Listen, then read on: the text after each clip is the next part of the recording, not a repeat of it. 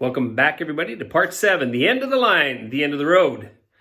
We're going to show you here in this episode and close out this build with taking a look at the patina, putting on a little bit of finish, grabbing a hold of a butterfly.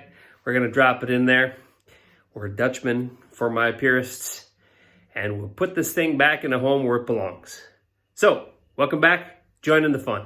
So we're in the home stretch now, and we're going to take a look at what I call the butterfly or the Dutchman.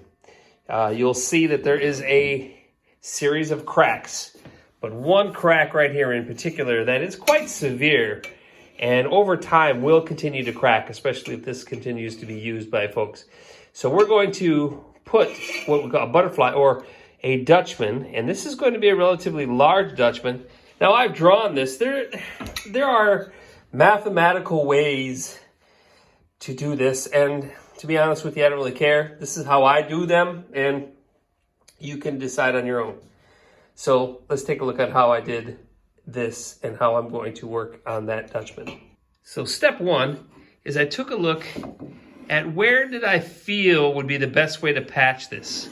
So I figured this here, right there, that is solid lumber still. And right here, if I could catch that, that's still some quality lumber without making this Dutchman too large and too obtrusive. So I brought it here and I said, okay, if I put that there, I will catch pretty much all that I'm looking for. Drew in the middle of that line, said that's how much, what size is that? And you'll see that it's 14.5. So I divided 14.5 in half, drew a line. And I said, well, how wide did I want to make it? So it's a little bit about 8. So I cut that in half. I said 4 and made it 2 and 2. There's my lines. All right. And all I did was just dissected those lines to make my butterfly. And that's how we're going to do this. So I'm going to cut this. I'm going to rip it.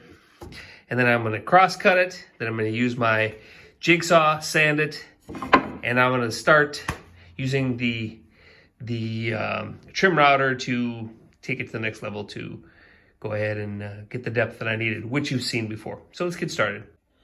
Okay, and you can see now that I have put and cut the butterfly Dutchman here. Put it where I think I'm going to want it. I have clamped it down. And then the next step is I'm going to take a knife and I'm going to score this exactly on the edge. Not using a pencil. I like to use a knife in this case because it'll help me get closer. The thickness of a pencil or a mistake on the pencil can cause an issue.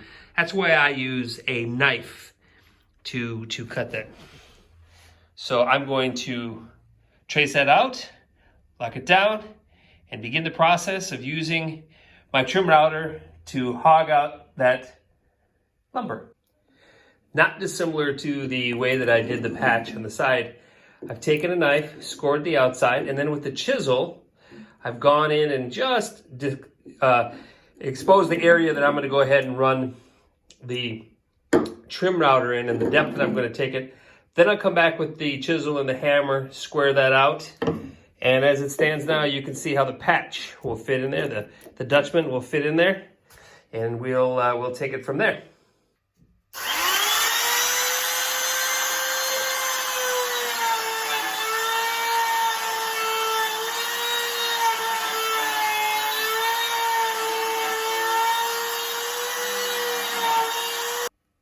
This is the first layer that I've taken off. A lot of people go in and they'll hog this out deeper than I did. I just don't have the confidence with the router yet on doing these things. So what I do is I go in with the first layer, take it down to that depth, clean it up with the chisel. You can still see in the corner there's a little bit of work left to do.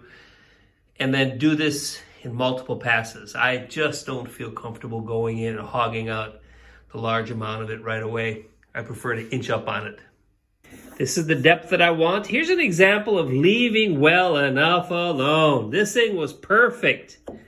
Just laid that in there. This thing is ready to go and beautiful. But last minute it got stuck. So what did I decide to do? Just decide to trim it off and of course it snapped out. But all in all, it's pretty good. There's the depth that I decided that I'm going to go down.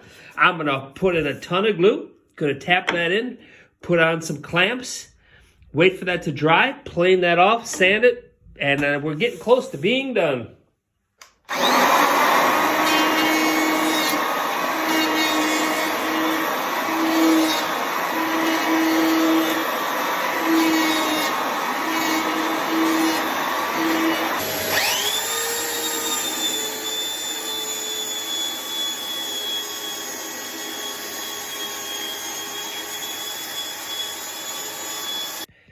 So the last step is we're going to hit this with the hand sander and catch the little corners down. You'll note there's going to be a little bit of a gap here because this piece is a little bit higher. But we're going to hit this. By the way, this being roughed up, it's okay because we're going to hit this again with a second coat of the steel wool and vinegar. Let that dry. And then we'll come back in here and finish this top up.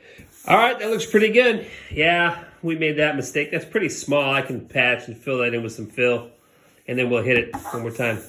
But that patch is done, but I just cut her back a quarter turn. That's a little frustrating. But the rest of it looks pretty good. Nice tight fit in there. Yep. Little gap there. But we'll finish it up. Getting close, getting excited. So the patch is in. Put another layer of the stain, the steel wool and vinegar is on it. A couple of things we have left to do is just to put the finish over the top, which will darken the look of this a little bit. Make one small adjustment to the level of the bench, of the old school desk, and this project will be in the can. And here's the finished product. You'll see that mahogany patch really looks good there. And one of the things that I wanted to do is I didn't want to completely lose that gray worn feeling. So after I put on that weathering, came back and hit it with a little bit of white and covered in it so you can still see a few pieces. Dad, you made that shit. Yes, I did. Here is the final patch. You can see in the back, you can hardly even tell. And here's the hole. yes, and here's that piece. Yeah. Here's the new seat. And Look, there. it's a worn spot. Here's where the ink went. Anyways, should we put it into its spot where everybody can see where it's going to go? Yeah. And here is the final resting spot for the 100-year-old desk reclamation project with a student who's going to learn on it. We've got some lamps coming, but here is its home. Hey, thanks everybody for joining in. That was fun. See you at the next one. Say bye-bye, Matthew.